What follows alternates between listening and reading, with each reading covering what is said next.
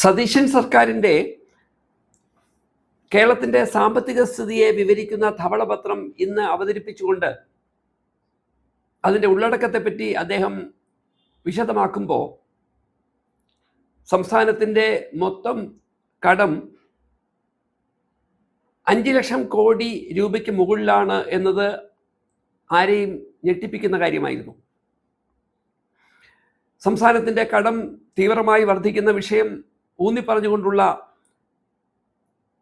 ധവളപത്രത്തിനോടൊപ്പം കഴിഞ്ഞ 10 വർഷം ഭരണം നടത്തിയ സംസ്ഥാന സർക്കാർ, ശ്രീ പിണറായി വിജയൻ്റെ നേതൃത്വത്തിലുള്ള സർക്കാർ, സതീശൻ സർക്കാരിന് വരുത്തിയ മറ്റൊരു വലിയ ബാധ്യത 48,733 കോടിയുടെ കൂടിയാണ് എന്ന് അദ്ദേഹം പറയുന്നുണ്ട്.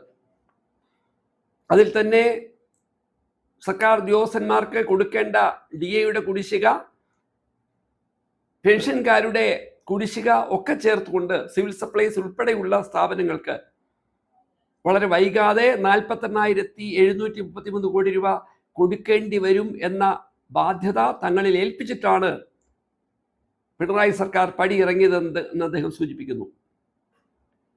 എന്ന് മാത്രമല്ല, അദ്ദേഹം പറയുന്നത് സംസ്ഥാനത്തിൻ്റെ റവന്യൂ വരുമാനത്തിൽ നല്ല പങ്ക് തുകയും 77% തുകയും സർക്കാർ ഉദ്യോഗസ്ഥന്മാർക്ക് വേതനം നൽകാൻ, പെൻഷൻ നൽകാൻ മുൻ സർക്കാരുകൾ എടുത്ത കടത്തിൻ്റെ പലിശ കൊടുക്കാൻ മാറ്റിവെക്കേണ്ടി വരുന്നു. അതുകൊണ്ട് സംസ്ഥാനത്തിൻ്റെ പശ്ചാത്തല വികസനത്തിന് വേണ്ടി, മൂലധന ഇൻവെസ്റ്റ്മെന്റിന് വേണ്ടി റവന്യൂ വരുമാനത്തിൻ്റെ 23% മാത്രമേ മാറ്റിവെക്കാൻ കഴിയുന്നുള്ളൂ. മറ്റൊരു പ്രധാനപ്പെട്ട പ്രശ്നം ഈ ധവളപത്രം സൂചിപ്പിച്ചത് സംസ്ഥാനത്തിൻ്റെ റവന്യൂ വരുമാനത്തിലെ വർധനവ് വേണ്ട വിധത്തിൽ ഉണ്ടായിക്കൊണ്ടിരിക്കുന്നില്ല. മറ്റൊരു കാര്യം സതീശൻ സർക്കാർ പറഞ്ഞത്, പിണറായി സർക്കാർ അവതരിപ്പിച്ച അവസാനത്തെ ബജറ്റിൽ, ഇടക്കാല ബജറ്റിൽ ജനങ്ങളെ തെറ്റിദ്ധരിപ്പിക്കും വിധം കേന്ദ്ര സർക്കാരിൽ നിന്ന് ലഭിക്കുമെന്ന് പ്രതീക്ഷിച്ച ഒരു തുക അവതരിപ്പിക്കുകയും എന്നാൽ ആ തുകയിൽ ഏതാണ്ട് 20,000 കോടിയിലധികം കിട്ടില്ല എന്നിപ്പോൾ അറിയാനും കഴിയുന്നു എന്ന തരത്തിലായിരുന്നു സതീശൻ മുഖ്യമന്ത്രി ഈ വിഷയം അവതരിപ്പിച്ചുകൊണ്ട് സംസാരിച്ചത്. ഇതിനുള്ള പരിഹാരം എന്താ എന്നുള്ള ചില സൂചനകളും മുഖ്യമന്ത്രി നമ്മളോട് പങ്കുവെക്കുന്നുണ്ട്. വളരെ പ്രധാനപ്പെട്ട ഒരു കാര്യം, സംസ്ഥാനം കടക്കണിയിലാണ് എന്നത് വളരെ വസ്തുതയാണ്. സംസ്ഥാനത്ത് ഇത്രയധികം കടം വർദ്ധിക്കാനുള്ള കാരണങ്ങളിൽ ചില കാര്യങ്ങൾ നമുക്കറിയാവുന്നതുപോലെ, സംസ്ഥാനത്ത് സർക്കാർ ഉദ്യോഗസ്ഥന്മാരുടെ എണ്ണം, കേരളം ആര് ഭരിച്ചാലും അവർ ക്ഷേമ പദ്ധതിക്ക് വേണ്ടി മാറ്റിവെക്കുന്ന തുക, ഇവയൊക്കെ മറ്റ് സംസ്ഥാനങ്ങളുമായി തട്ടിച്ചു നോക്കിയാൽ വളരെ കൂടുതലും. എന്നാൽ സംസ്ഥാനത്തിൻ്റെ വരുമാന മാർഗം ഉണ്ടാക്കേണ്ട കാർഷിക മേഖല ഉൾപ്പെടുന്ന രംഗങ്ങൾക്ക് ഉണർവില്ലാത്തതുമാണെന്നത് ഒരു വസ്തുതയാണ്. ഈ പ്രശ്നങ്ങളെ പരിഹരിച്ചുകൊണ്ട് മാത്രമേ നമുക്ക് മുന്നോട്ട് പോകാൻ കഴിയുകയുള്ളൂ എന്ന് സമ്മതിക്കുകയും ചെയ്യുന്നു. ഇതിനോടൊപ്പമാണ് സതീശൻ വിശദീകരിക്കുന്നത്, സംസ്ഥാനത്തെ പൊതുമേഖലാ സ്ഥാപനങ്ങൾ നാളിതുവരെ ഉണ്ടാക്കിയ ബാധ്യത 78,851 കോടി രൂപ വരുമെന്നും, ഇങ്ങനെ ബാധ്യത ഉണ്ടാക്കിക്കൊണ്ടിരിക്കുന്ന പൊതുമേഖലാ സ്ഥാപനങ്ങളെ വിൽക്കുകയോ സ്വകാര്യ വ്യക്തികളെ ഏൽപ്പിക്കുകയോ ചെയ്യുമെന്ന് അദ്ദേഹം പറയുമ്പോൾ, നമുക്കറിയാവുന്ന പോലെ സംസ്ഥാനത്തെ പൊതുമേഖലാ സ്ഥാപനങ്ങളിൽ 3 സ്ഥാപനങ്ങളാണ് ഈ മൊത്തം കടത്തിൻ്റെ 80% വരുത്തി വച്ചിരിക്കുന്നത്. ഒന്ന് KSEB, 2 Kerala water authority, 3 KSRTC.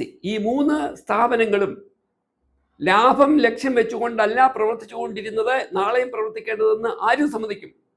അതുകൊണ്ട് ഈ പ്രശ്നങ്ങളിൽ ശ്രീ സതീശൻ മുഖ്യമന്ത്രി എന്ന തരത്തിൽ നടത്താൻ പോകുന്ന ചില സൂചനകൾ, ചില സമീപനങ്ങളിൽ സ്വാഭാവികമായി പ്രതിപക്ഷം ഉയർത്തുന്ന ചില ഉത്കണ്ഠകൾക്കും ഇവിടെ അവസരമുണ്ട്. ആ ഉത്കണ്ഠകളും ശ്രദ്ധിക്കപ്പെടേണ്ടതാണ്. നോക്കൂ, സതീശൻ സർക്കാർ പറയുന്നത് ഇതാണ്: സംസ്ഥാനത്ത് ശമ്പളം കൊടുക്കാനും പെൻഷൻ കൊടുക്കാനും പലിശ കൊടുക്കാനുമായി നമ്മുടെ മൊത്തം റവന്യൂ വരുമാനത്തിന് 77% കൊടുക്കേണ്ടി വരുന്നു എന്ന് പറഞ്ഞാൽ അർത്ഥം നാളെ സർക്കാർ ഉദ്യോഗസ്ഥന്മാരുടെ എണ്ണം കുറയ്ക്കണമെന്നോ പെൻഷൻ ഒഴിവാക്കണമെന്നോ വായ്പ എടുക്കൽ കുറയ്ക്കണമെന്നോ ആകാം. ഈ രീതികളിലൂടെ നമുക്ക് മുന്നോട്ട് പോകാൻ കഴിയില്ല. നമുക്കറിയാമല്ലോ കേരളത്തിന്റെ ഒരു പ്രത്യേകത. നോക്കൂ, കേരളത്തിൽ 1 ലക്ഷം ആളുകൾക്ക് ഏതാണ്ട് 1160 സർക്കാർ ഉദ്യോഗസ്ഥന്മാരുണ്ട്. ഈ സർക്കാർ ഉദ്യോഗസ്ഥന്മാരെല്ലാം കുഴപ്പക്കാരും പ്രശ്നക്കാരുമാണ് എന്ന രീതിയിലല്ല നമ്മൾ കാര്യങ്ങളെ കാണുന്നത്. സമൂഹത്തിൽ ജനങ്ങൾക്ക് സേവനം ലഭിക്കാൻ ഓരോ വില്ലേജിലും വില്ലേജ് ഓഫീസ് ഉൾപ്പെടെ, കൃഷി ഓഫീസ് ഉൾപ്പെടെ, PH സെന്ററുകൾ ഉൾപ്പെടെ, സ്കൂളുകൾ ഉൾപ്പെടെയുള്ള കാര്യങ്ങൾ ജനങ്ങളുടെ സേവനത്തെ ലക്ഷ്യമാക്കി പ്രവർത്തിപ്പിക്കണമെങ്കിൽ സ്വാഭാവികമായി സർക്കാർ ഉദ്യോഗസ്ഥന്മാരുടെ എണ്ണം വളരെ കൂടുതലാണ്. 1 ലക്ഷം ബീഹാറികൾക്ക് സർക്കാർ ഉദ്യോഗസ്ഥന്മാരുടെ എണ്ണം ഏതാണ്ട് 180 മാത്രമാണ് വരുന്നത്. ഇവിടെയാണ് 1 ലക്ഷം വരുന്ന മലയാളികൾക്ക് 1160ഓളം ഉദ്യോഗസ്ഥന്മാരുള്ളത്. അതുകൊണ്ട് സർക്കാർ ഉദ്യോഗസ്ഥന്മാരുടെ ചെലവ് ചുരുക്കാം എന്നുള്ള തോന്നിപ്പിക്കുന്ന നിലപാട്. പൊതുമേഖലാ സ്ഥാപനങ്ങൾ നഷ്ടത്തിലാണ്, അതുകൊണ്ട് അത് നമുക്ക് സ്വകാര്യവൽക്കരിക്കാം എന്ന് പറയുന്ന നിലപാട് ആശാവഹമല്ല. മറ്റൊരു പ്രധാനപ്പെട്ട കാര്യം, പ്രതിപക്ഷത്തിനെതിരെയുള്ള ആരോപണങ്ങൾ ഉയർത്തുമ്പോൾ ഏതാണ്ട് 20,580 കോടി രൂപയുടെ കേന്ദ്ര സഹായം കിട്ടില്ല എന്ന് ഇപ്പോൾ അറിയുന്നു. അത് മനസ്സിലാക്കിക്കൊണ്ടല്ലാതെയാണ് കഴിഞ്ഞ സർക്കാർ ബജറ്റ് അവതരിപ്പിച്ചതെന്ന് പറയുമ്പോൾ ഈ കേന്ദ്ര സർക്കാരിനെ ശക്തമായി വിമർശിക്കുവാൻ എന്തുകൊണ്ടാണ് ഈ ധവളപത്രം അവതരിപ്പിച്ചുകൊണ്ട് മുഖ്യമന്ത്രി തയ്യാറാകാത്തത് എന്നുള്ള വിമർശനവും ഇവിടെ പ്രസക്തമാണ്.